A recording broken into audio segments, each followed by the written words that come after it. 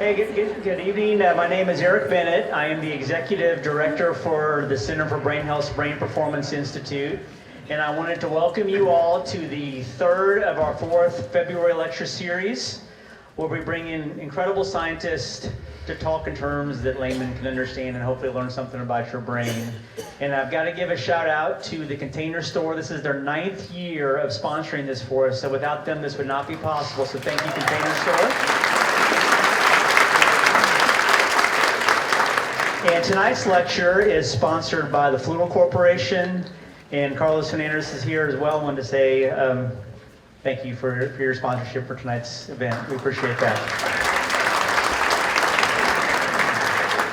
So for those of you that don't know, the Center for Brain Health is where you're all sitting, and this is 62,000 square feet, 140 people doing brain research all day.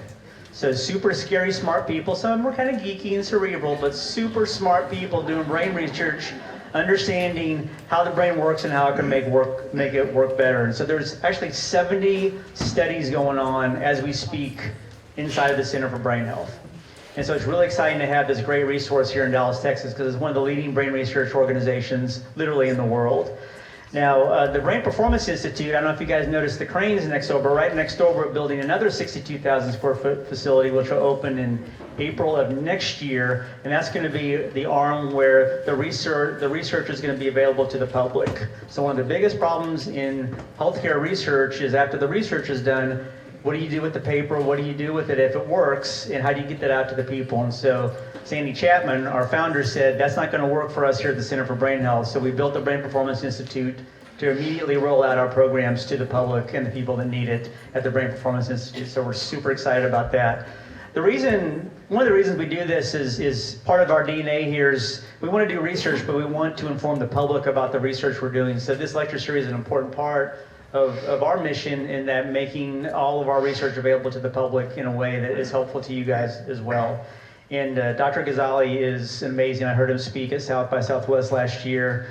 And Adam, I'll say that you and the guy from Google X were the highlights of the deal. So you're in good company. So I really sincerely mean that. So excited to hear you tonight.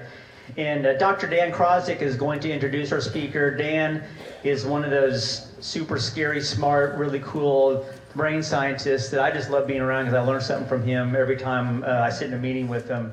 And the work you're doing, and I have a fond heart for our work that we're doing with our veterans in the military, and the work you're doing really is impacting their lives greatly. So, and you're the Debbie and Jim Francis chair for the Center for Brain Health, and so I'm going to let you introduce Dr. Gazzaley.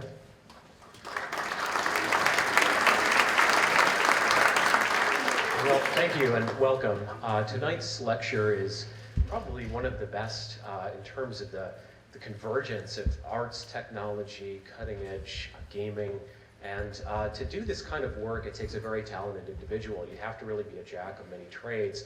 And Adam Gazzaley is actually, I would call him a master of many trades, not just a jack. You've got to be able to really do science and have serious credibility there. You've got to be able to do medicine, and you've got to be an artist, and he's really all of those things. In terms of science, Adam did his Ph.D. at Mount Sinai, working on microcircuitry in memory for hippocampus, really technical area. He re-specialized in human electrophysiology and worked on human MRI.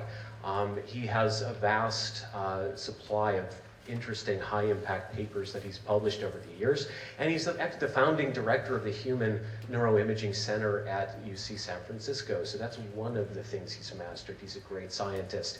Secondly, he's a superstar in medicine, so Adam's a neurologist. He did his MD also at Mount Sinai. He did a residency at Penn, other residencies at UC Berkeley and UC San Francisco before taking on a professor role in the departments of psychiatry, neurology, and physiology. Adam is widely regarded as one of the most clinically impactful scientists working in our area. He's also an artist. This is something you don't always hear described. Adam has his own website of nature photography. He's a very accomplished visual artist in that respect, and a lot of his work actually came up as experiment stimuli in our old Face and Scene experiment. So he really likes to merge his art and science.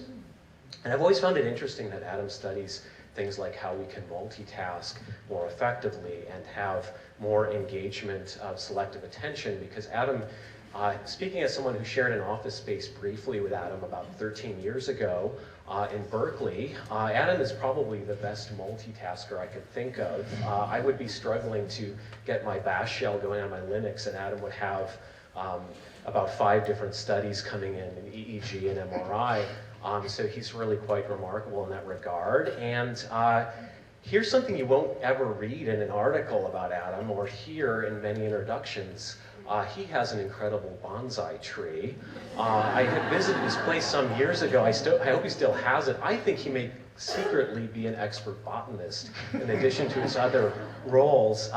But seriously, probably his biggest talent is his ability to inspire and to get people rallied around how can we do science that impacts people's lives. So let's give a huge welcome to Adam Gazzaley.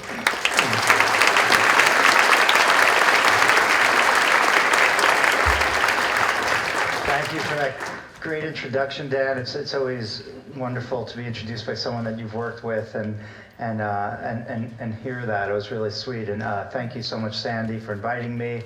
I'm really honored to be here in front of you. The mission of this center is extraordinary, and I am delighted to share with you my perspectives that are parallel and converging with what's going on here. So I'm going to take you on a tour, not just of my data, although I will give you some research results, because I think that's important to remain grounded. But my main goal here is to give you a vision of the future that I am working towards and my lab is working towards. So hopefully that'll all come together and you'll find it enjoyable, or at least interesting. There's many different ways I could introduce this topic, but one that I find most interesting recently that sort of is always on my mind is this concept of high performance. And a realization that us modern human beings have always been consumed with high performance. And when it comes to this world, the world of physical fitness, the pursuit of optimal performance has really been this growing global obsession for many decades. So if we think about strength, endurance, power, speed, flexibility, balance, coordination, across every one of these domains, there's specialized programs, practitioners, equipment, all devoted to optimizing them. And there's many different outcomes of these. So it might be competition like sports or entertainment like Cirque du Soleil. It might be wellness movements, or it might be medicine like rehab. And so we see this very high level of effort on optimizing our physical fitness. And we've seen this for a long time, which raises this very important question. What are we doing to optimize this, right? Our brains. The core feature of which is the basis and the defining aspects of our human nature in itself. Our memory, attention, perception, decision-making, and then higher things like wisdom and compassion. And I would say in this regard, we're really tragically failing. If you think about how we enhance healthy minds, young, developing minds, that would fall into the purview of education. But what we see there is a real effort on transferring information content, but not really building the information processing systems of those young minds. When you think about healthy adults and maintaining cognition, that falls into the category of the wellness movement, where we've seen this marginalization to being alternative and not really getting the main focus of our attention. And then there's the world of medicine, where we're trying to boost cognition when it's deficient, and that's neurology and psychiatry. And there we've had this incredibly siloed approach to using small molecules, what we call pharmaceuticals. And there's really some very intrinsic problems with all of these systems. And that's what I want to dissect for you in a little bit more detail, where we stand right now, our current approach. So the first problem is that we have very poor assessments. So the type of work that Dan does and many other people here and my university and around the world, a field that we call cognitive neuroscience, has these amazing tools to study the brain and peer inside of it while we engage in the world and while we engage in experiments. What we have not seen happen is the translation of that imaging and all those amazing discoveries right into people's lives. So if you show up at a doctor's office and you have a memory problem or an attention problem, or if you're a young person in a classroom and you might be struggling or even not struggling, we really don't know what's going on inside the brain of that person. We have not brought that technology to bear on individuals, only in the scientific arena for the most part. But when it comes to medicine, knowing what's going on doesn't prevent us from treating someone, as I'm sure you're aware of. The problem is that we really have relied almost solely on these. Now, there's nothing inherently wrong about using a small molecule, which is what drugs are usually, to improve cognition. The issue that we face is that they're very poorly targeted. So they act on neurotransmitter systems in the brain, but they're not really targeted to what we think is the underlying unit in the brain, which is the neural network. And therefore, we have to increase our doses to very high levels to get the effects that we're looking for. And then we get accompanying side effects. And in some cases, more than half of what a psychiatrist or neurologist might be doing is treating those very side effects that are caused by the treatments. And I would say that poor targeting exists in education as well. As I mentioned, trying to transmit information, but not really building how the mind actually works. The other problem with both of these systems is that they're really incredibly non-personalized. So our entire prescriptive system is based on these population studies where we ignore all of the individual differences, right? The heterogeneity of the population doesn't figure into the prescriptive process. If a third of the people help remarkably, but you don't reach that overall significance in comparing to a placebo group, they'll never see that drug. And so that is a problem of the medical system, that lack of personalization. And the same thing in the classroom. The curriculum are not really focusing on the individual minds that they're trying to elevate. The other problem is that many practitioners in both of these worlds treat these interventions in a unimodal fashion. And that means they think of it as a holy grail, right? You have depression, here's a pill to fix you, or the classroom is the sole way that education could take place. And I would say for something as complex as the human brain, we might never find a single solution. We have to think what we call multimodal, working across many different types of interventions. And perhaps the biggest deficit is that these are open loop systems. An open loop system is one that has a very long time frame between how you intervene and how you adjust that intervention. And I'm going to come back to that because I'm going to talk about closed loop systems in great detail. And I would say that this is just not good enough.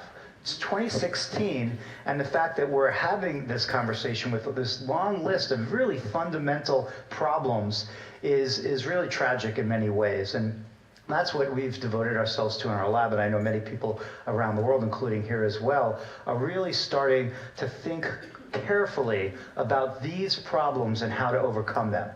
And so we're trying to build a new approach, one that's targeted, personalized, multimodal, and closed loop. So this is basically the opposite of what I just presented, but I'm going to come back and cycle back to this and then really conclude with how we will do this. Now, we haven't done this yet. I'm not here telling you the end of the story, but I will tell you what we have done and where we're going to get here. So how do you do this? One way, especially for someone that lives in San Francisco, is to consider technology, right? We are undeniably in this amazing technological revolution. Both the accessibility and the diversity of information technology has really been, exploding over the last several decades. And we're at the verge of what I would say is a phase shift with the emergence of all this new technology, consumer level virtual reality, something we call augmented reality, wearable physiological devices that can track us, motion capture to track us in space, and artificial intelligence.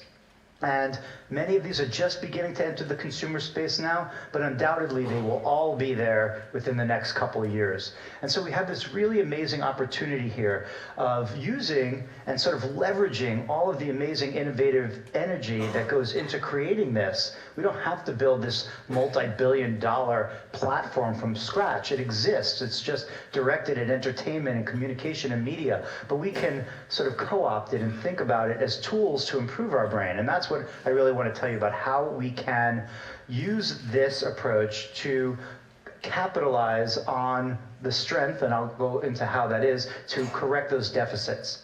Now, it's worth pausing here and realizing that as wonderful as our information technology revolution has been, and I think that is clear, there are many benefits, it has also challenged us in many ways in how we interact with each other, ourselves, and our environment around us. And we see many examples of those. It just takes moments on Google to find thousands of these. I just took like the top 20 that I could find. Now, sometimes they're funny and lighthearted, and sometimes they are life-threatening and they change policy, as you're all aware of. So before we talk about the benefits of technology, I think it's responsible just to pause at this point and talk about what's going on in here, what leads to this. And myself and other neuroscientists have been studying the fundamental abilities in the brain that allow us to interact with our complicated environments around us. And we call these abilities cognitive control. And we think about them as a triad. They involve attention, which is directing your very limited mental resources in space and in time to the object of your goals. And then there's working memory, which is holding that information in mind just for very short periods of time to guide your behavior, what you might do in a conversation so you don't lose your train of thought. And then there's what we call goal management, which is the reality that we often have more than one goal, and so we have to manage them either through switching or trying to multitask as best as possible. Now, as extraordinary as these abilities are, and they truly are, there are very many fundamental limitations that we're now beginning to understand and study. And this has been a focus of my lab over the last decade. So our attention, although we can fire it like an arrow, we can't really distribute it broadly, like throwing a net out into the sea. And so that's a limitation. Working memory has very defined limitations in terms of the capacity of the information that you could hold in mind, and also what we call the fidelity of it. So it's not an exact representation of what you saw. And then we do not have this ability to fluidly switch between tasks without suffering a decrement in performance. And we often call this the myth of multitasking, that you pay a cost at each stage when you try to bring on more than one piece of information. And so we have all of these really basic limitations in our brains in many ways that have not evolved much from our ancient ancestors. And then along come our goals, and we have very high-level goals. I think of goals as essentially the pinnacle of the human mind, our very complex, time-delayed ways of planning into the future. And these goals collide headfirst with these limitations to create what we call interference. And that interference pervades every aspect of your life, and many people could feel it in their relationships, in the workplace, in school, driving on the road. And this has been a real source of interest of mine. I have a book coming out later in the year. You'll see I have a DVD here called The Distracted Mind, and understanding all of these vulnerabilities and how our brains work is fascinating. And it's really worth pausing here that technology has not created this conflict, but I think it's clear that it's aggravated it by really offering us an unprecedented exposure and access to information. And so that's the challenge. So what we're trying to do is recognize the challenge that technology places on our brains, but flip that story around and say, how can we use technology to enhance our cognition, to elevate our behaviors and really improve our minds? That's the goal. How do we do that? The answer is not really as complicated as it may seem. I think obviously the devil's in the details, and we're going to go through that. But the real answer is because technology can be used to create powerful experiences. And experiences are the gateway to brain plasticity, right? That wondrously complex dance of change that occurs in all of our brains at all the time, at every level. The structure of the brain, the function of the brain, its chemistry is constantly evolving and changing.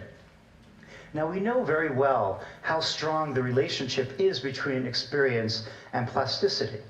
You can witness a single tragic event, right? You don't have to have shrapnel on your brain. You could just witness it, and it could induce a detrimental impact on your brain that affects in a negative way the rest of your life, right? We call that PTSD, post-traumatic stress disorder. So we know that experiences can invoke plasticity to impact your brain in a very powerful way. The challenge is to use technology to create the type of experiences that we use to improve your brain function. So that's the basic message. So how do we go about that? Well, we go about that through creating a very particular type of experience, what we call the closed loop. So let's pause here and talk about the closed loop system, because it is absolutely fundamental to everything that we do in our lab. A closed loop is where you intervene in some way, and you record the impact of that intervention with as low a time frame as possible, what we call low latency. And then you take that data and you use it to reformulate your intervention, and then you apply it again. And you cycle over and over again, refining it every pass, making it perfectly appropriate to what you're trying to change. And this turns out to be the most powerful way to change anything, whether it's a physical or a biological system. So our goal is to create closed loops. And our current system is open loop, as I mentioned. So what does that mean? Well, let's say you go to the doctor because you have a problem with your memory and you wind up with a pill.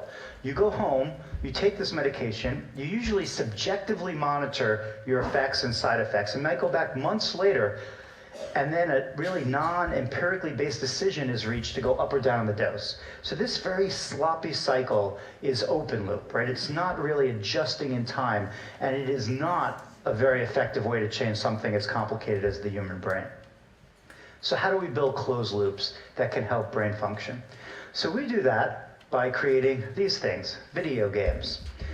Now, some of you are probably thinking this, that, wait a minute, aren't video games just another manifestation of human mania? Our enduring quality of going relentlessly after absolutely pointless goals? So this is Time Magazine, 1982. So that's a long time ago. I know that this thought process exists still, and it's an interesting one, because I've been traveling all over the world over the last several years, and there's an entire field that is being born that we call games for impact, showing how the mechanics of video games can be directed to behavioral change in very positive ways. And I'm not going to go through all that. We certainly don't have time, but I could tell you a little bit about these type of games. Now, these, interestingly enough, are the most controversial of all games. These are the first-person shooter games. Has anyone ever seen one of these games? Okay. If you haven't, you really owe it to yourself just to see what they look like. Because if you watch someone playing one of these games, you would think that they were watching a movie. I mean, they're full cinematic experiences, except you're a player in them, and they are often military-based, thus the violent content. But what goes on in there is an incredible amount of cognitive control. Attention, all those things that we mentioned before, attention, working memory. So you have to hold information in mind. You have to make very rapid, pinpoint decisions, but not shoot your friends. So they have to be selective. High reward, emotionally charged situation. And when you take a look at the cognitive control abilities of young adults that play these games and test them in a laboratory next to their peers that don't play them, you find that their cognitive abilities are off the charts. So despite complications and controversy related to the violent content and maybe the addictive nature, there do seem to be benefits in terms of improving these abilities. And when you take naive young people and have them play the game and compare it to another game that doesn't have all these elements, a game like Tetris, you start seeing these same effects again. Not to the same degree, of course, but the same effects. So we were intrigued to use this idea, but not use consumer games, not use violent games, but the idea of building customized games to create closed loops. Now, these games, they don't really have a closed loop. They get harder as you get better, but that might happen over weeks, over long increments. And they don't start in a way that's friendly to someone that's not super fast at these things. And we know historically that these games are mostly enjoyed by young boys, maybe now slightly older boys, but they do have very limited populations. And when we think about a game to improve the mind, we want it to impact potentially everyone. And so the idea was to take this idea of the concept of a video game as a tool, but think about it as a closed loop. So let's talk about that. How can a video game be a closed loop? This is essentially how. So you're playing a game and something occurs in your brain, right, that guides your behavior. All your movements, everything is driven by your brain. And that leads to a performance, like you're accurate or you're fast, or you made a mistake. The game can record that information in real time. It knows exactly how you're doing because you're interacting with it. And then it could feed back an updated environment in real time that's appropriate to you. And you could see the closed loop here, constantly updating the game to you. Now, we update the game in two ways. One way is what we call challenge adaptivity, and that means we scale the difficulty of the game in a way that is appropriate to how your brain is functioning. So whether you're 8 or 80, you don't have to put in what age you are or how hard you want the game. The game just figures out what's appropriate for you and challenges you there. And then as your plasticity is harnessed and your brain improves its function, the game just gets a little bit harder all the time, just constantly pushing you at that level. And I can tell you, if you're playing one of these games and it's getting harder, even though you're getting better, it could be challenging to stay engaged and even to find it fun. And so what we do also in real time is give you feedback on your performance and give you rewards.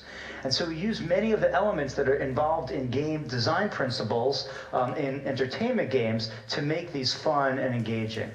Then what we can do is we can bring in some of that new technology I told you about. So motion capture, right? We could capture your movements across a room. We could record your heart rate and your skin response, which is an emotional measure, while you're playing. And so we can feed more into the game than just how well you're performing. We can really have the game have a rich understanding of how you're changing over time. And with technology like augmented and virtual reality, we can create a really immersive, even closer to real-world experience so that you are more engaged in that gameplay. And so you can see we have a really complicated input and output loop now. What we can then do is use new technologies like artificial intelligence and very sophisticated algorithms to create what I think of as this truly integrated, multimodal closed loop. This, I think, will be the future of things like digital medicine and education, and that we could learn how to fine-tune the brain to a very high level using this type of closed-loop process. All right, let's make this less abstract now and just talk about some details. And we're going to go through this whole thing again. We're going to wind up here again. But let's back up. My first foray into this was 8 years ago when I challenged myself and then my lab to build a customized game to improve cognitive control abilities in older adults, right? And we already talked about cognitive control. And what I haven't told you is that all of these abilities decline as we get older. That's the sad news. And we know that's true independent of things like Alzheimer's disease and other dementia. It's part of the natural aging process that these abilities decline. And we have focused on that in my lab for many years, showing what's going on in the brain that leads to that decline. So my idea was, let's build a game to improve these abilities with this hypothesis. We learned that all of these abilities are related by similar networks involving the front part of the brain, what we call the prefrontal cortex, the most evolved part of the human brain. And the idea that I had was that if we put pressure on one of these abilities, in this case, multitasking, which is a form of goal management, that we would see benefits in these other abilities that are related to it. So we don't have to directly train working memory. We can improve it by just boosting the network that's responsible and common across both of them. So in order to do that, I reached out to friends of mine that worked for a company called LucasArts. It was George Lucas's video game company, located in San Francisco, unfortunately no longer with us. But I was able to coax my friends that work there to volunteer their time to come down to our lab and help us build a video game. And what they told me was, they've been teaching teenagers how to kill aliens their entire lives, and they were very much looking forward to that opportunity to do something of more benefit. And so that's the amazing thing that I discovered, is you can bring in the world's best video game professionals, and they're usually very excited about helping out with this type of effort. So this is what NeuroRacer looks like. I'm going to show you a video and tell you about the gameplay. The gameplay seems pretty straightforward, but what's more interesting is what's under the hood.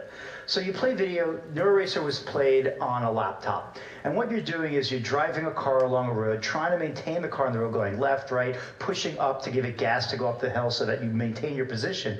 And then you respond to those targets as rapidly and accurately as possible. So the green circle that you see right over here, not a red triangle, not a green pentagon, which is actually quite hard not to respond to. And you play the game trying to get better. Now what's going on here is that each of those tasks have a closed loop going on. So as you get better at that sign task, the time window that you have to respond gets shorter and shorter and shorter. It just keeps pushing you. As you get better and keep your car on the road goes faster. Now if you were going to play this game, what would happen is that you would trade off between these tasks. Everyone does that. It's very hard to do both of them at the same time. But that's not what we want to happen. We want you to try to do them at the same time. So in order to accomplish that, we tether across these two tasks with the reward cycle. So on NeuroRacer, you do not get to go to the next level unless both of these tasks get better than they had been previously. And one thing we learned is that everyone, including 70-year-olds, want to level up in a video game. It's just a basic aspect of human nature that we apparently discovered. And so with that combination of challenge adaptivity and performance feedback, we created this closed-loop video game. That's what we consider it, a closed-loop video game. So let me show you some of the data. We did 3 years of experiments after it took us a year to build that game. And what you're looking at here is age on the x-axis, so 20-year-olds all the way up to 80-year-olds.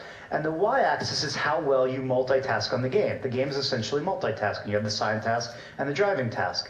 The red line is a 0%. It means that you do that sign task as well when you do it alone compared to how you perform when you're driving at the same time. Now, at least in San Francisco, and I'm sure it's true here as well, 20-year-olds believe that they are multitasking masters, right? They are practicing every day. They're texting, they're on Facebook, they're doing their homework, they're talking to you. And so they believe that they would suffer no decrement. They'd be at the 0% level playing this game in multitasking mode, but they're not. They suffer 27% fall. And we now know that very well, that everyone is susceptible to this, what we call a cost of multitasking, the price you pay for pushing your brain into this really challenging situation.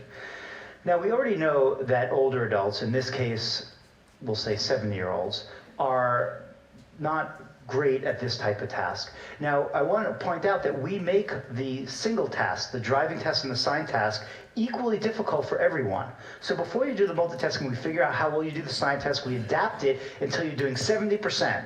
And then we do the same thing, we adapt the speed of the road so you're doing 70%. So if a 10-year-old was looking at a 70-year-old, they would think they were playing an easier version of the game, but they're not. They're playing a version that's appropriate to their ability level.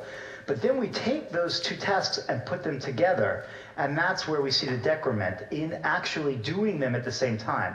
So we have published over a dozen papers showing that healthy older adults are challenged when you give them two tasks at the same time.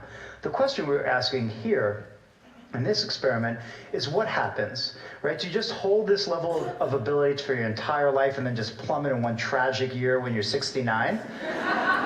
And that's not what happens. You plummet every tragic year of your life. So that's the bad news for everyone. It's equal opportunity here. And we actually see the biggest difference between two adjacent decades are between 20-year-olds and 30-year-olds, which is fascinating in itself. And so it shows you how we can use a video game to get a very sensitive diagnostic assessment of how someone's brain is performing. What we also did with this game, and another challenge for our game designers, was to record brain activity during gameplay. And we do that with both fMRI. We have a version of this game that you can play inside an MRI scanner, and a version of the game that I'll show you here that you play with EEG recordings. And the measure that we focused on is something known as midline frontal theta. And what that means, it's a burst of activity in a frequency range called theta that is localized right to the front part of your brain, your prefrontal cortex, and occurs during all types of cognitive control challenges. And what we asked is, what does this measure how the prefrontal cortex is engaged during the most challenging part of the game? That's when you're driving the car and a sign comes up, right? So the road is like a roller coaster. It never goes straight. So you're always trying to keep the car on the road. A sign comes up, and now remember, it's perfectly tuned for you. It's as hard as it can be for you. And so it's a very challenging moment. And if you take a look at 20-year-olds, this is what you see. So this is known as an Eeg topography. And essentially what we're looking at is a view down on the average 20-year-old's head. You could see the nose over here, the ears are pointing to the side, and you see this yellow in the middle. So this is the scale of activity. So red is the highest level, blue is the lowest level, and you can see that yellow is it's right over here, right in the front of the brain, right where the prefrontal cortex is, and we're looking at a time of 1/3 of a second after the sign comes up. So this is rapid. Right after that sign comes up, you get this burst. We're looking at the peak over here. Now, if we look at a 70-year-old's brain in the exact same task, this is what we see. So there's a peak there, right? I mean, it's not blue, but it's certainly not reaching the same levels. It's, around not even halfway up. And this was not new data. It was encouraging and interesting to see it with a video game. But the basic idea is that when older adults have challenges with these tasks, and you can see when I say older adults, I'm talking about everyone that's not 20 years old. we see that it's with the engagement, the robustness, the efficiency, the rapidness, and also the network of the prefrontal cortex. And so we show that here with this. So now we have markers of what's going on in the brain during gameplay, and now both behaviorally and neurally. And so we can ask the question, what happens when we bring another group of participants into the lab? First, we replicated with another group of 60 and 70-year-olds that they showed this pattern, so we reproduced that. And then we had them take home a laptop. This was a collaboration with Apple at the time, and they played NeuroRacer in this adaptive multitasking mode for 12 hours over the course of a month. They played it for 1 hour a day, 3 days a week. They could pick the days for 4 weeks. And then they came back in the lab, and we saw what happened. And the first thing we found was this. So their ability to multitask on the game improved remarkably, in many cases exceeding the level of 20-year-olds. And also you could see here how different their brain was, right? So it's all the way at the red level. Many of our older adults were engaging their prefrontal cortex to a higher level more rapidly than some of the 20-year-olds. So it was a really exciting finding, and this is a really, I think, clear example of functional plasticity in the brain after a challenge over the course of a month. We also find that after we take the laptops back, much to the dismay of many of our participants, and bring them back into the lab 6 months later, that we see that there's not even a significant decline in their ability to multitask on the game. So we get this really remarkable sustainability. But I think what is most important in this finding is that we confirmed our hypothesis. We showed that these abilities, working memory for faces, a very different task than what was trained, as well as an attention span task, which is called vigilance, a very boring detection task.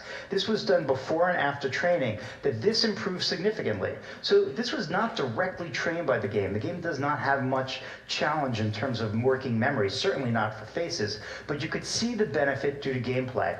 And we also found that 2 control groups, but 1 control group in particular, a group that played NeuroRacer for a month, but played it in single tasking mode. So they did the sign test and the driving test, but never at the same time. They didn't show these benefits. So it's not just playing a game. It's the active ingredient, like we think of active ingredients of what's in a drug. The active ingredient here turns out to be the act of pushing your brain to multitask. When we did not do that, we did not see the benefits. And so you could see how we start understanding the details of how a game might have a benefit. One other piece of data from the paper is that not everyone shows this change in their brain, but those older participants in the study that showed this the most, they showed the most improvement, what we call transfer, on that other task, the attention span task, and they showed the most sustained benefit 6 months later. So this is how we methodically step through and figure out how we can build something. What are the design principles of the game? In this case, the act of what we define as interference processing, and how it could lead to the 2 things that we're looking for: transfer, or a meaningful effect, as well as sustainabilities of those effects. So we were fortunate that this was published after a 5-year process, right? The idea, a year of development, 3 years of research, and then the whole grueling publication process in Nature, which to us scientists is like, you know, the cover of Rolling Stone, as my musician friends tell me. I put this up here for a reason. You can see we were very fortunate, right? Nature gave us this amazing pun of game changer on the cover, which is like a dream come true for a scientist to get a cover with such a nice pun. But the challenge is that it's caused me to message over the years, including an interview that I did earlier this morning, in that if there's a game changer here, I don't necessarily think it's this game. Now, I'm incredibly excited about the game and the team. We had 50 researchers in the lab working on this at one point. But, I mean, when we figure out if there's a game changer here, and obviously that's only the test of time, it's that you can take a group of scientists and work closely with professionals, video game professionals in this area, artists and musicians and designers and engineers that really know how to create this type of media to build something new that you cannot do as either group. And then do a carefully controlled study with neural measures to look at mechanism and really start understanding the mechanisms. So high-level development, high-level validation. That is what I hope the message is to others in this world on both sides of it. And really working together like we do in our lab is a tremendous asset to be able to know what's going on both sides of that. So what's happening since then? Well, since then, I have started this process of moving NeuroRacer out of the lab into the real world, right? NeuroRacer is a prototype. It's not really a video game. It's fun, somewhat fun, more fun than most cognitive tests, but certainly not something that you would do if you weren't being paid or if you didn't like have tremendous need. And so the idea is to build something that is a video game, that's a really high-level form of entertainment that would be targeting different populations. And to do that, to actually create a scalable technology that can reach people, I have learned very well that you need to collaborate and work in partnership with industry. And so I helped form a company called Gazzaley Interactive, which is part based in Boston, part based in San Francisco. They have licensed the technology that I invented and filed behind the game of NeuroRacer, and they have built a game called Evo, which you're looking at a screenshot of it here. It is much more fun. It uses an iPad, so it's much more usable. It has high levels of art, music, and story, all things that are critical if you're not going to bring violence into a game and you want kids to play it. And these things take time. There's almost 2 or 3 years of development just in building this next level of the game. One of the things that's been going on is that we get thousands of emails asking for NeuroRacer, right? Because people are like, I want to play this. I'm feeling these things that you're talking about, these challenges in my attention. And we're like, well, NeuroRacer is a prototype. It's not a game. We don't have tech support. We can't really distribute it. And then they find out about Evo and they're like, well, I want to play Evo. And this is the complicated part, is that this game is also not available. So this game is the decision has been not to make a consumer release of this game. It's not in the iTunes store. It's not available. The company's made the unusual decision of trying to take this game through the full clinical trial pathway as if it was a drug or a device to see if it could reach the same efficacy levels as the current incumbents in our medical system, pharmaceuticals and medical devices. So all these trials are going on. I'm really not a part of these. I'm an advisor now, which is, I think, the best thing. And the ADD study is furthest along. So all of these populations have trouble with cognitive control. I didn't really describe that, but if you have essentially anything wrong with your brain, whether it's a traumatic brain injury or any of these conditions, you're going to have trouble with attention and working memory and those very core abilities. And so all of my friends and colleagues that study these populations are very interested in its potential therapeutic benefits. So just this month, Gazzaley has started a multi-site trial that's targeting FDA approval for Evo to be a therapeutic device for children with ADD. So we'll know literally by the end of this year, certainly early 2017, whether or not we have the first prescribable device for kids with ADHD that's not a drug. So it's a very interesting time. The data will speak for itself. Autism will probably be the next one to the FDA process. So this is the first time that this is really happening, and there's a lot of unknowns, but we'll watch that story unfold in front of us over the years. So now back to the lab. Once NeuroRacer went to Gazzaley and became Evo, it's really sort of left the lab. The best thing that can happen for it, I always think it's like you don't really want to follow your kid to college. You want to let them grow up in a healthy way without you leaning over their shoulder, and that's true of this game as well. The best thing that can happen is that my colleagues and other scientists around the world then take it to the next step, leaving us with essentially like an empty nest, right? We've worked on that game for 5 years, and now it sort of has moved on to its next stage. And so what do you do in that situation? Well, we decided, we can make new babies. And that's what we have been working on. So in order to create these babies, we realized that we didn't have a lab to develop the type of designs that I was coming up with in the use of technology, either to develop them or to validate them. And so we created this new lab called the Neuro Scape Lab, where the goal is to take this concept that I just showed you, that technology can be used to improve cognition, to the next level, to really bridge technology and neuroscience for benefit in improving the human mind and quality of life. This is what our lab looks like. On the top, you're seeing our new neuroscience building. It's a really large, beautiful building in San Francisco. And at the bottom is our neuroscience lab. So not the typical lab. It's untypical in several ways. It's right across the hall from an MRI scanner, 2 MRI scanners, and across the hall on the other side is a phlebotomy room, so you could do blood draws. So it's right inside our neuroscience research center, so we have access to all these clinical populations. And what you're looking at here is the experimental room. So our participants come in and they engage in all this amazing interactive media that we've been creating. And on this side of the room is our control room, where we can record everything that's going on during the experience. So how they're moving, their performance, their brain activity, what's happening to them emotionally, to see how these games can really change someone and improve their abilities. So I'm just going to take a little time and break down things that are important to us in our lab and the Neuro Scape Lab as well. So undeniably attractive is mobile technology. I am obsessed with this idea that we do not want to live in this ivory tower and just do research studies and publish papers. We really want these things to be in people's lives. And nothing is more accessible than mobile, right? So as I mentioned, I've been traveling a lot, giving talks all around the world, Africa and China and South America. And one thing that's clear is that it is challenging to get teachers and doctors into underserved areas in this world, but mobile technology is almost everywhere and will be very soon. So both on the software delivery side, tablets and phones are a big part of our pipeline, but also other new technology that can be used to capture very high level, even research grade data. What you're looking at here is an EEG cap that we're working with. It's completely mobile and wireless, and we can and will this year do what I think is the first study ever, where we're going to distribute EEG caps to our participants. They're going to take home a game, and we're going to record their brain activity, time lock to events in the game, just like we do in the lab. So we can look at plasticity as it evolves in people's homes, in their real lives. So that's very exciting. So mobile is something that we pay a lot of attention to.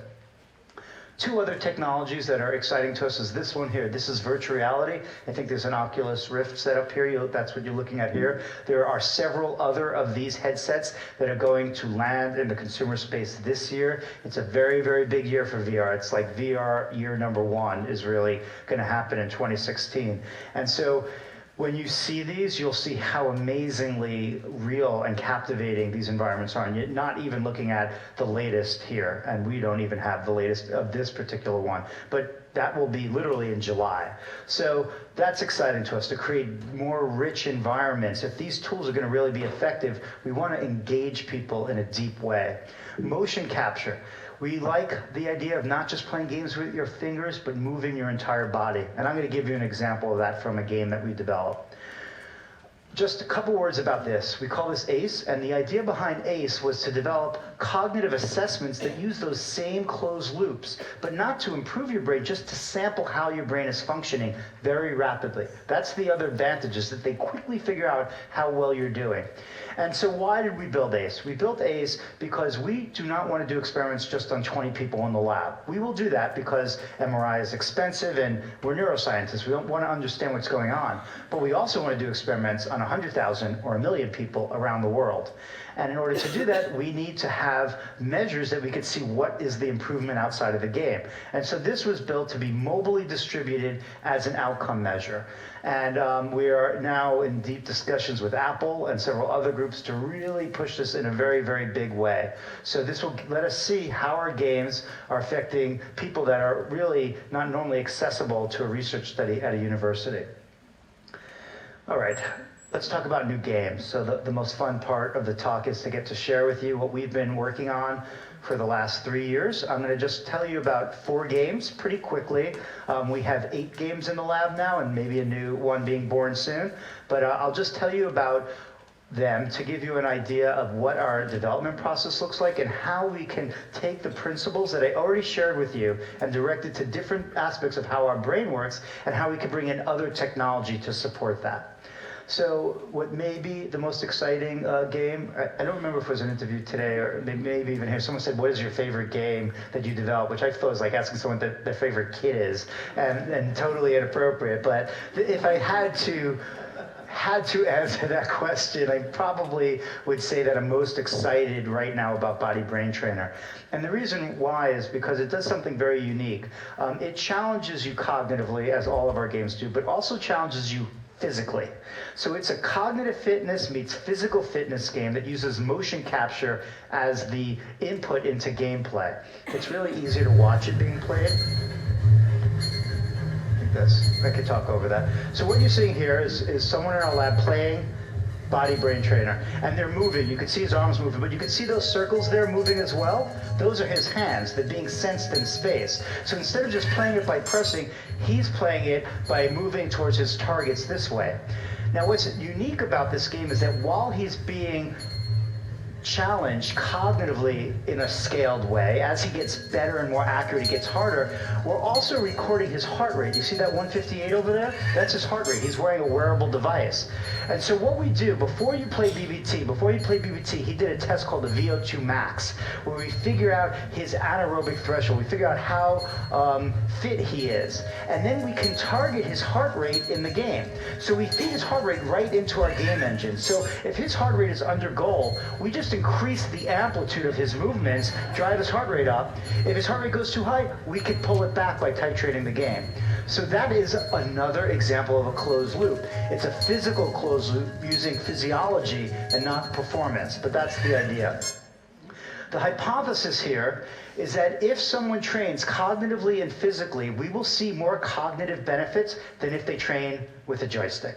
And the reason why is that we are embodied creatures. Our brains really evolved in the context of moving, right? Seeking out food and avoiding predators. And also the physical fitness benefits itself has a benefit on brain health. So that's what we're trying to show here. We challenge across all different cognitive control domains, and we can compare on a version of this game that has no physical movement, just cognitive challenge, and we even have a version of this game that's all physical and not really cognitively challenging. So this is an example how a video game can be used to pull out the differences between things that are very hard to study in other ways. You know, we know the difficulties in comparing exercise programs and cognitive training, but in this case, they're integrated together, they're complementary.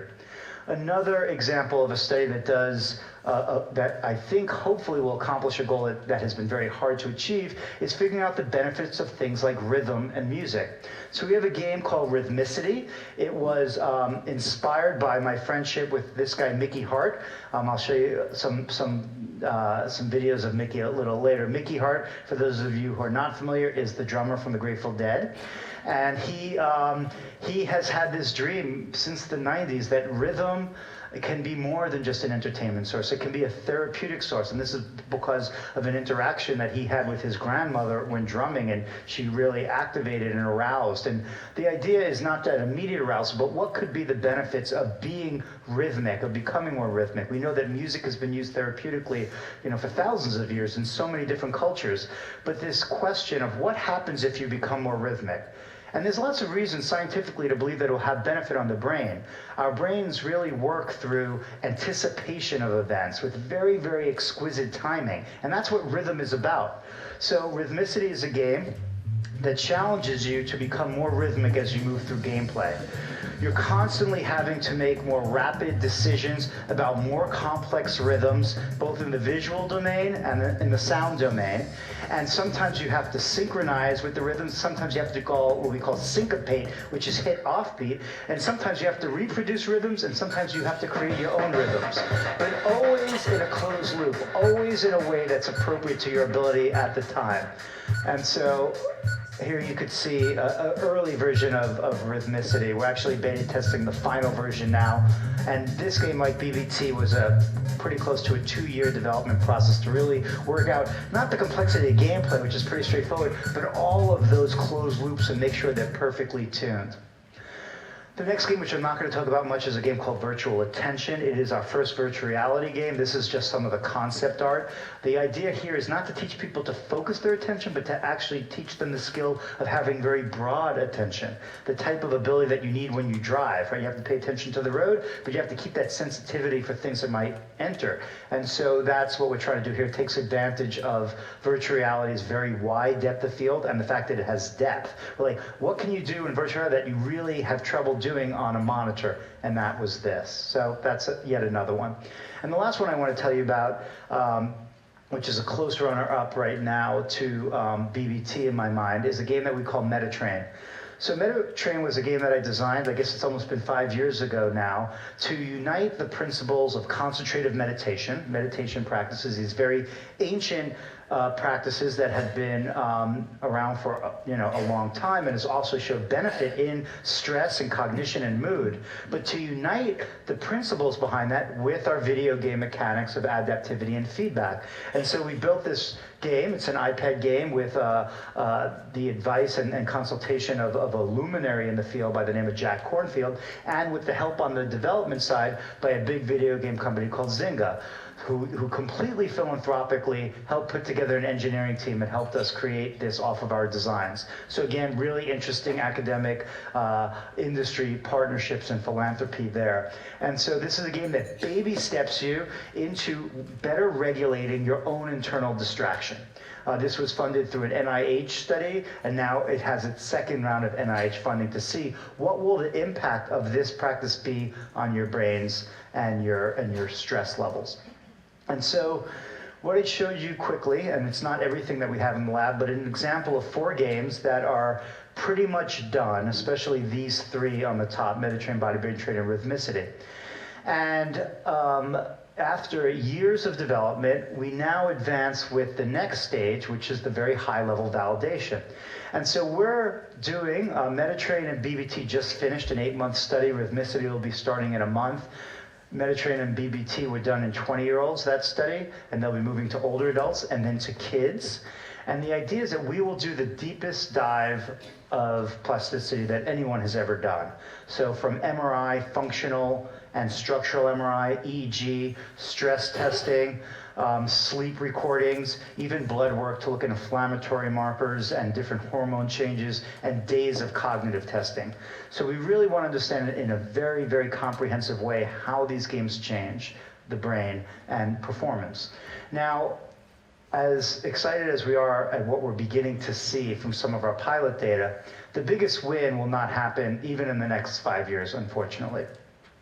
It'll happen once we start beginning to understand how these games work together. So I don't want us to step in those footsteps that we know have failed us once already, right? That you think of each drug as this isolated silo. The more reasonable solution is that these games will work together in something that I call neuro CrossFit training, right? Something, again, borrowed from the physical fitness world, where you will come into a center like this one, or the beautiful one that you're building, and you'll get a beautiful, detailed diagnostic of how your brain is performing. And then using that information, as well as real-world things about your lifestyle, what you can engage in, a customized program of games will be designed for you, and then they will change and adapt themselves to you through these closed-loop systems. That's the vision that I have. Now, it's going to be a long time, as I said, until we look at the game interactions, and I thought this was an exciting area of, and not a dangerous one, of self-experimentation. So I began my own study last year of 2 months of training on these 3 games with all the same diagnostics. My lab affectionately refers to this as the Neuro Man Project. And the data is interesting. I could tell you it's opened my eyes in many ways. First of all, being a participant in your own lab is eye-opening in itself. And then the focus on myself and my own data really made me aware of how poor of a job that we do, the entire field, and our lab included, in thinking about the individual and not the population. And what do we do in order to motivate someone? I mean, I'm as motivated as can be. These are experiments from my lab, and trying to incorporate a whole training program into your already busy life is not trivial.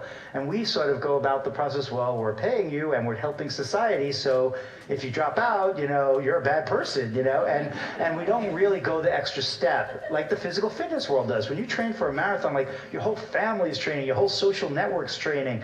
And so we could do a better job in many ways, and that's what the sort of Neuro Man Project, which I'm going to do every year now, is really hopefully going to help us advance on. All right, let's move to the most far-reaching part of the lab, everything I told you sort of our bread and butter, as crazy as that may seem, and conclude with where we're heading. So we think that video games are amazing tools of cognitive enhancement because they selectively activate brain networks unlike anything we've ever achieved with any other intervention that's not experience-based, like drugs or devices. But that's just the beginning, that we can then use neural data to heighten those effects.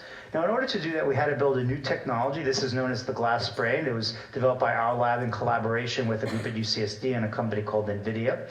And what you're looking at here is a combination of MRI and real-time EEG. And real-time, I mean, is that we do many algorithms: source localization, artifact correction, Granger causality, all of these processing within 0.2 of a second to get a look at what's happening inside someone's brain while they're engaged in one of our video games.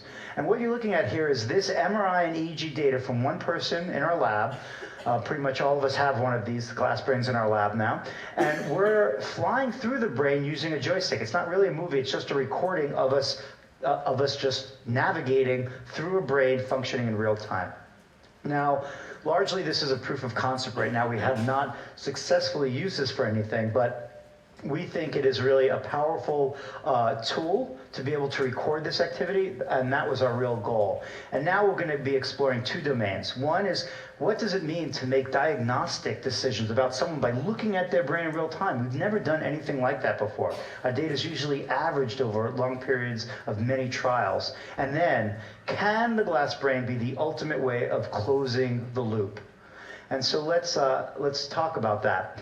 I want to show you this example. So this is Mickey Hart, right? So here's the drummer of the Grateful Dead. We don't have a clinical example, so I think this is a fun way to show you one. So Mickey here is inside a virtual reality, the Oculus Rift. He has an EEG headset on, a wireless EEG headset. He's playing a game that we built for him called Neuro Drummer. You can't see his game because it's just too big, but it's over here. So this is a demo after a keynote I did for around 3,000 people in California. And so Mickey's game is over here. He can't see anything. Sitting next to him, or anything in the audience, sitting next to him is Tim Mullins, who's on our engineering team from UCSD, and he's also wearing an Oculus Rift, but he's not looking at Mickey's game. He's flying through Mickey's brain, which you're seeing here, in real time. So I like to think of this as like neuro Russian nested dolls, right? So you have Mickey in virtual reality playing a game, and Tim inside Mickey's virtual brain. And you can imagine a future scenario that a therapist like Tim is sitting here with their patient, and while their patient is playing a game, they're progressively challenging them with some virtual dashboard and then flying through their brain, looking at how those responses are changing. So that's an idea. I don't know if it's going to happen, but I thought it was fun to show you anyway. Thank you. All right, so I want to conclude by putting everything together again. So you've already heard this before, but I want to put it together and then bring in the glass brain, because that is the latest idea that we have. So it's 2016, and you have a problem with your attention, whether you're 8 or 80, you go to your doctor, you're going to invariably get one of these, and the problem is that it activates your entire brain. It's like a sledgehammer, right? It doesn't have that selectivity we're looking for. But hopefully you can use a tool like, and decrease the dose. You know, we don't have to get rid of meds. They do valuable things, but maybe at 1/10 of the dose with much less side effects. And then you use a game like ACE to figure out how someone is actually functioning. We have another version of ACE called Neuro ACE, where we're going to do EEG in the classroom and at home to understand how all these cognitive functions are occurring in the brain, and then use that to guide a customized video game, closed-loop video game package to activate those brain networks and put pressure on them through the mechanics that I told you about. Then the glass brain comes in. If someone is playing one of our video games with an EEG cap on, and we're already working on that, we can take that brain data and feed it into the game as another input, like I told you about the heart rate and the performance input. So now the game is not just responding to the performance, it's actually reading out the deficits in how someone's brain is processing information, and then the feedback and the challenge is devoted to improving that. We think this will be like a gamma knife, like a surgical approach to improving brain function. We can also take EEG data and feed it into one of these, which is known as a neurostimulation device, in this case, TACS. This is a transcranial alternating current stimulation. And that's a fancy way of saying that with a very low voltage electrical field, we can pulse in frequencies electrical currents into the brain. You can't even feel it. But what we're doing is we can take the brain data, let's say theta from the experiment that I showed you earlier, stimulate the brain at theta, just at those key parts in in the game and give a boost to the plasticity. And we have several papers coming out this year, and other groups have shown as well, that you can boost the learning curve if you stimulate the brain. Maybe this is not for every application, but you can imagine someone with a traumatic brain injury where they're playing this customized game using EEG to guide the gameplay, and then use a stimulator so that they can have increased plasticity in those areas that you're trying to improve. And so what we wind up with here is something that is targeted to the neural systems. It's personalized, and not even just personalized, it changes with the person over time. It's multimodal, right? Many different systems working together, many different games, including the potential to keep pharmaceuticals on board at a lower level, and then multiple closed loops acting together. And what's perhaps the most powerful part of this is because the technology we're using is already in the consumer space, we're looking at real world and real time. Something that has been a real challenge for physicians, right? We see a patient in these rare snapshots and then we don't see them again. Here, we can constantly be monitoring and trying to improve them over time. And so what's happening now really across the world is that we have collaborations with physician scientists that have patient populations and studies to see, can all the things I show you have an impact in very many groups. And some of you are going to look and say, wait, there's not a group there that I'm interested in, and it might have impact. This is not a wish list. These are actually the collaborations that we began. And the collaborations are not started by us. We wait until someone's interested enough that they ask us, because those are usually the most successful in our minds. And so all of this is started. And then we have a growing program to use exactly the same technology as education tools for developing minds in classrooms, as well as wellness tools for people that are already healthy that are trying to boost their cognition. So that really is the sort of landscape of what we are doing. I just want to conclude with one final slide. Sometimes at the end of a talk, especially a public talk, people are like, well, why can't I get any of that now? And it's very frustrating. So I know that you already know all of this because you all come to lectures here and you're part of this community. But to me, this has always been important to say, while we're developing all that amazing technology, there are many things you can do to keep your brain healthy, and I think the data is very strong for them. So I always think of these 5 things, right? Physical challenge, we've already talked about physical fitness, even independent of cognitive challenges and its benefit. I showed you examples of cognitive challenges and how it can be used to improve cognition. And of course, nutrition, stress management, and sleep are all core. So this will never go away. These are always going to be important. But hopefully, we'll be able to leverage all the amazing technology that we see around us to even reach a higher level of brain health. And with that, I'd like to conclude. Thank you for your attention.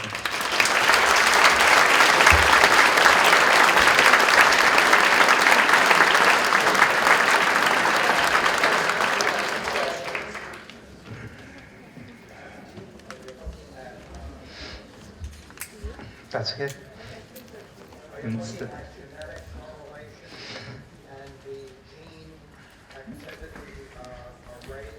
We are. We're starting that very... Oh, sorry, I'll repeat it. Oh, the microphone's not working.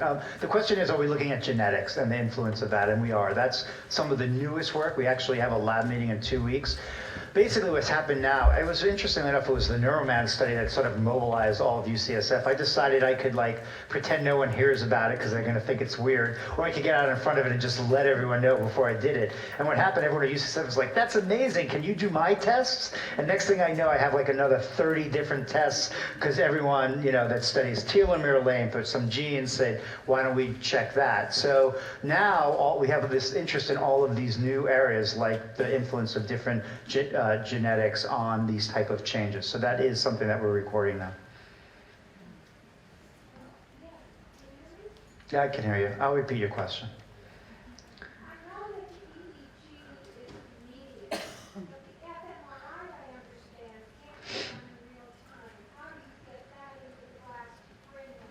That's a great question. Yeah, so the question is, EEG is what we call very quick timing resolution. It's immediate. fMRI is sluggish, and it's much slower in order to read out those signals. If you Google glass brain, you'll read tons about it. It's all over the place as a concept. What you're looking at there is not fMRI. The MRI is structural. So we use the MRI to get the structure of the brain, not the function of the brain. So the blue area on the it's right behind me. These are the white matter, in our case the gold matter. We think it's more attractive that way. The blue on the outside is the cortex of the brain. The MRI gives us the structural data, and that structural data is used to better localize the EEG data. And so it's functional in terms of EEG, it's structural in terms of MRI. Yeah, one more. You talked about the people in the first, the Neuro Man Project, that there were some people who did not improve. Mm-hmm. Go ahead, yeah. What do you know, what do you discern about those people? Yeah, it's one of the most fascinating questions of why doesn't everyone change the same? That individual variability. And sometimes it's completely ignored. We love it. I love it. I love understanding why people are experiencing things that other people are not. And we don't really know. We are starting to dissect different factors in people's lives that seem to be predictive of their ability to improve. One of the things that we found that we never published, because we look at so many factors, we have to reproduce this, is people that are engaged in more rich, creative lives seem to benefit more. I don't know if that's going to hold up to further scrutiny, but that's the type of things that we're looking at. So I don't know the answer, but one of our main things is to figure that out. And that's what will be really, hopefully, when you see contributions from our lab over the next 5 years, it will really be about that. I am sort of obsessed with this idea of understanding the individual better than we ever have before. So I don't know the answer, but that's why we're doing all this research. Let's give Adam a round of applause. Great talk. Thank you all for coming tonight, and my big takeaway from the night is I got a chance to have rhythm, so I'm pretty excited about that because my wife thought that was impossible. Please join us next week. Hopefully you're planning on coming. It is sold out if you don't have tickets already, though. Our last lecture of the year is next week, and we look forward to seeing you guys there if you have tickets.